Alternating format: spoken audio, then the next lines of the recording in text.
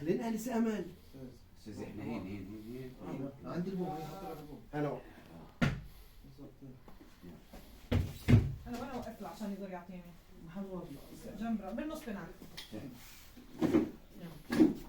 كيف اه؟ كيف؟ كيف؟ كيف؟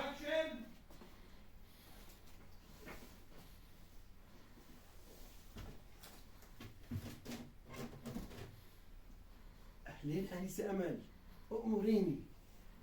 انت مين طلب منك ولا وكلك اصلا انك تطلع تجيب تصريح زياره لامي؟